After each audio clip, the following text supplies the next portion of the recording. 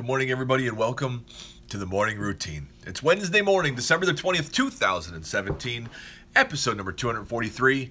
And yes, it is 5 days to go. 5 days and counting till Christmas morning. And I am just counting the hours, counting the days, counting the seconds to get there. And I'm sure that you are as well. So I hope that your week is going well. It is the official hump day of the week. And I was just telling people yesterday as I was working on the phone that I normally do not rush days by. Normally, I love each and every day. I see each and every day as a great opportunity, and I wake up in the morning and I enjoy the day from beginning to end. Even when it's hard and it's a struggle, I want to soak that whole day in. But this is the week that I just find myself trying to rush the week by. I just want it to be gone because I want to get to Christmas morning already and spend the day with the family coming in and all that stuff for dinner and all those things, you know. So this is that week that I have a hard time enjoying each and every precious moment in my haste to get until Monday. But we'll slow it down. We enjoy each and every day. So I hope that your day is going well. Yesterday was an eventful day for us, and I was having a hard time deciding on what I wanted to share about yesterday with the morning routine. And I think I'm going to share part of it just because I think there's a piece of hope wrapped up in the events of my yesterday. So yesterday I was working, and the day was going as usual, and my wife was doing things, my daughter, everybody was doing their thing, and all of a sudden in the afternoon I got a phone call that one of our peeps had been involved in an accident yesterday afternoon, and so we rushed out the door and ended up spending the afternoon and evening in the hospital with them, and as they start to recover. And so the part that I want to share about this is not that whole thing. The part that's impactful to me, okay, and this is why I want to share it, is all of us, every single one of us carries something around. There is things that have happened in each and every one of our life. This is getting really heavy to start off the morning routine. I apologize, but I hope that this is helpful for you. Each and every one of us, we don't know what other people are carrying with them. We have no idea. And they can react in a way, and under pressure, and at holiday times, emotions seem to get closer to the surface, and you think that they're just being whatever, but there could be more. Yesterday, along the way of everything going on, is at the same time of day, we had to travel down some same roads and be in same situations as we were just over a year ago when we lost one of our sons. And so all those emotions were right under the surface as we went through yesterday's activities. And so everybody that we came into contact with, we were a little more emotional than normal, it was a strange thing. And when we had an opportunity to tell them, because you could see them pushing, then you tell them, they're like, oh. And that's one of the things I want to point out, is when we have somebody in our life that is reacting in a strange way, I encourage us all to take a step back and but leave some space for maybe something going on in their life that we don't know about.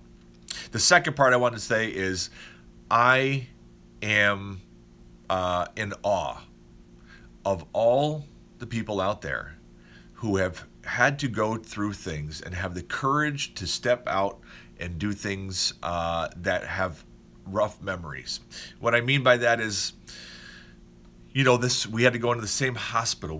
They wanted us to go into the same room, and these things have great emotions attached to them. It's like somebody who's been fighting cancer and they beat cancer, but they have to go back for the appointment to get checked. Every one of those visits, I can't imagine the courage and strength that it takes to walk into that room for that test. Or somebody who's been hurt by you know, a husband or a wife, and they're trying to move on, and it's hard to get close because of those wounds and the courage that it takes to move out and past that. And I am just in awe of the strength that God continues to give his people when they ask. And that is the second thing that I wanted to share from yesterday's events. So I hope that those things are encouraging things to you. Maybe give us all a point of view that maybe we're not, we don't think about every day. So, but today, this Thursday, I'm very thankful for this morning. And I'm very thankful for each and every moment that I get and that we all get with the people that we love in those moments in time. And Christmas, 5 days from now, 5 days, guys, is going to be a wonderful day of celebrating those special moments that we have with each and every person that we get to spend some time with and have a moment on the phone. So, but morning routine. We've got some stories lined up for you this morning. Top of the list. So we keep talking about, oh, you know what? First, how about a quote? This quote I read yesterday by John Holt. I don't even know who John Holt is. Don't really, honestly, care. But this quote is awesome. Listen to this. The true test of intelligence is not how much we know how to do, but how to behave when we don't know what to do. Isn't that great? I love that. What an amazing quote. So, I don't know. Thought I would share that with you. So, great quote. But all right, on we go. Some stories. First story. We're going to rush through some stories here this morning. The first story, we keep talking about Bitcoin. We're not going to talk about the Bitcoin race to 100,000 and with this and that or whatever. You know, Bitcoin had another company yesterday that got hacked and now they're bankrupt because they had 17% of all their Bitcoin stolen, which means their clients got that stolen. It keeps happening over and over and over again. So that happened again. This is a different part of the Bitcoins that not everybody talks about.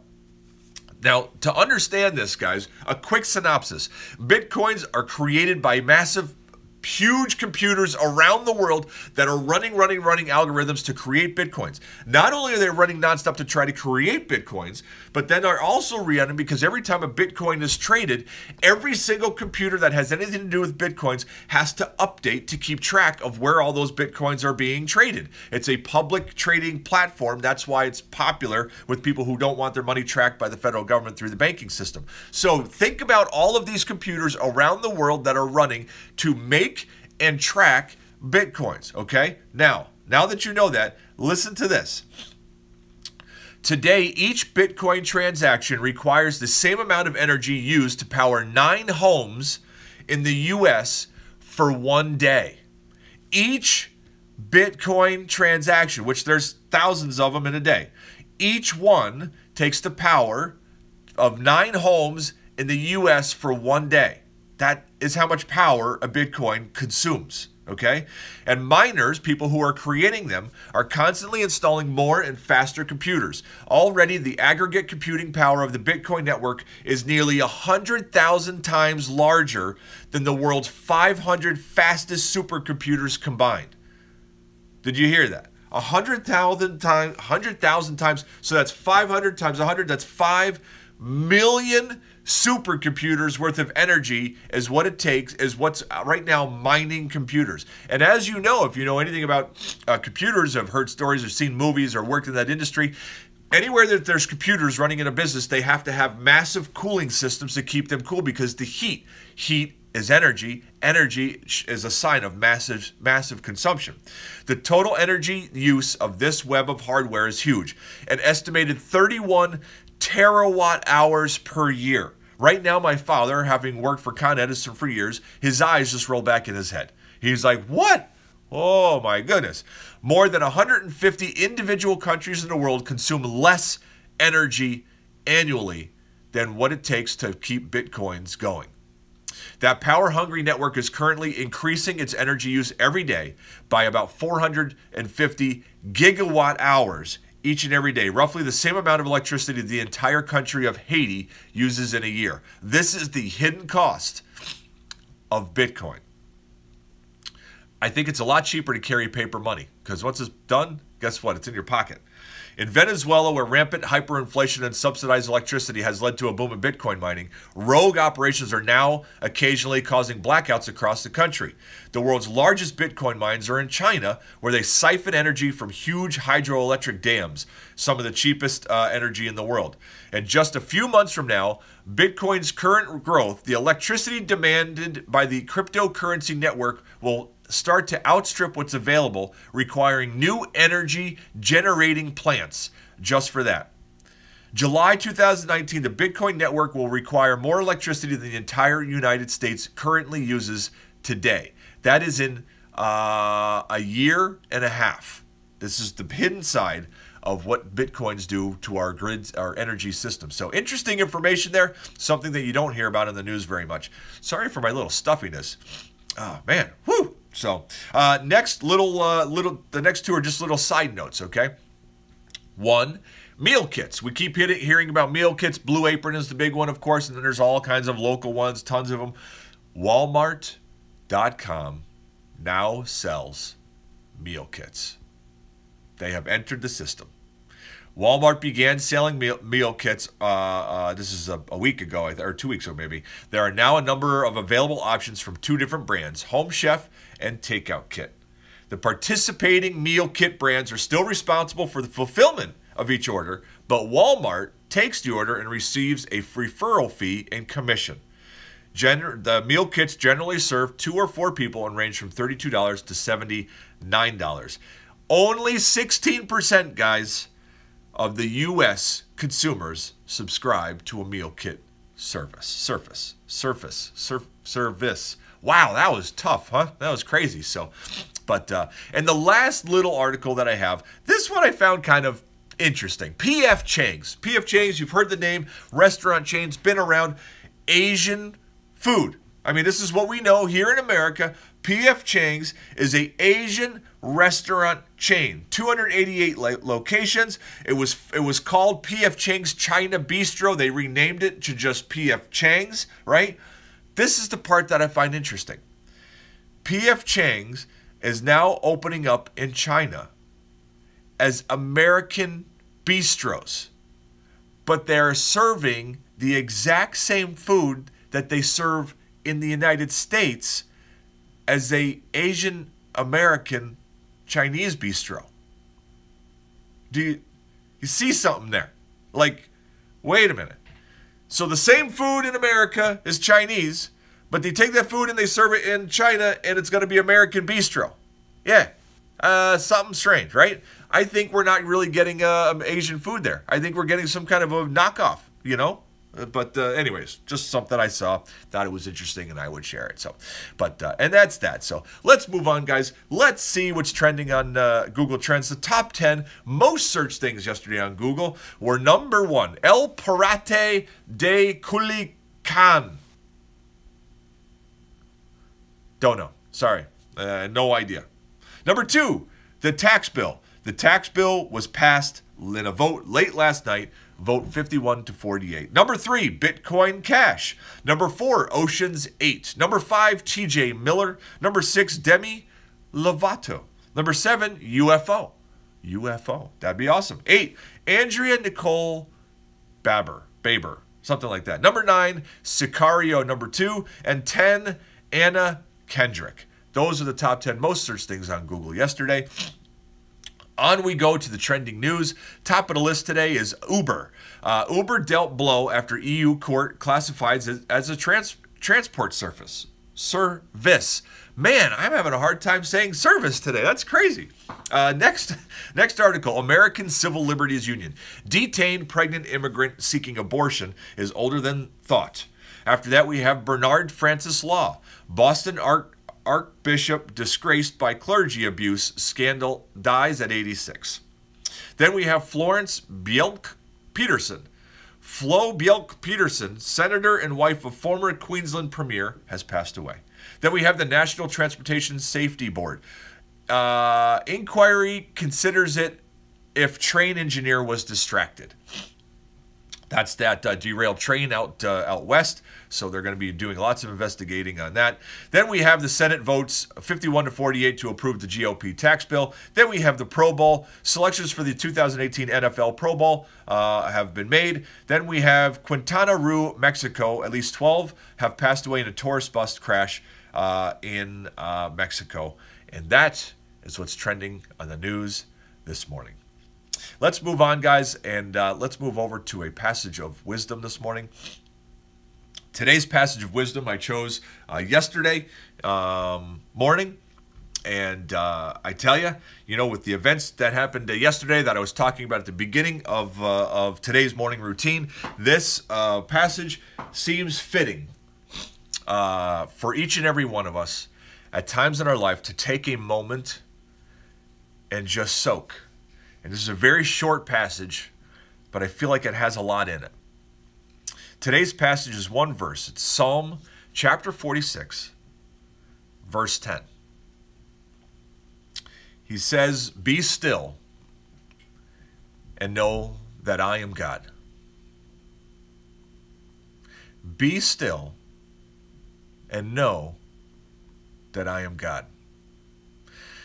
Such a simple passage. But the question that I would have for you and I today, on this Wednesday, December the 20th, with everything that's going on in our lives, with the holidays coming on and things, when is the last time that each of us have been still and just known that He is God? Just felt His presence. Just be still. Take a break. Shut off. Sit back. Put yourself in a closet if you need if you need to. And know that He is God.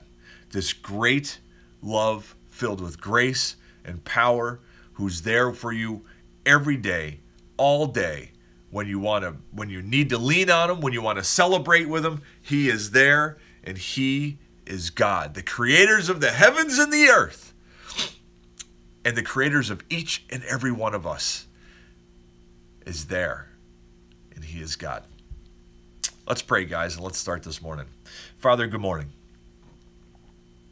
Father, I first want to thank you. Yesterday morning when we were together and I asked for protection, and yesterday you gave protection to my family, even when one of them was at risk. And I thank you for that protection. Father, I thank you for this passage this morning, the reminder for us to just stop sometimes and be still and let you have the opportunity to show up, that we can feel and know that you are God. We're so thankful that in moments in our life, there's times in our life, Father, where you feel so distant. There's times when we're asking for help, when we're asking for guidance. We don't know what to do. We don't know where to turn, and sometimes we feel alone, Father. And I know you know that, because Christmas will celebrate when you came to earth as Christ, and as He walked this planet, He had moments of aloneness as well. So we know that you know those feelings. But then there's times, Father, when we feel not alone and we can feel your presence. And we thank you for those moments. They're very special. Father, be with us today as we go about our lives. Keep us safe, keep us protected. Keep our minds right as we go into the holiday season, that we can cherish each and every moment with the people. There's one thing, Father, that I was reminded of yesterday as we sat in the hospital, and my son, everybody who came into, almost everybody he came into contact, as he's laying there and he's hurt, he's asking them what their name was. What a reminder, Father, on how special each and every person is around us, even when our minds are consumed with what we're focused on. Let's not lose focus of the people that we come in contact and the opportunities we have each and every day to make an impact on their lives. We thank you for those opportunities. Father, we love you. Amen. And that, my friends, is a magnificent wrap to a great morning on the morning routine. Thank you so much for being here this morning. I can't wait to be back here tomorrow morning with you once again.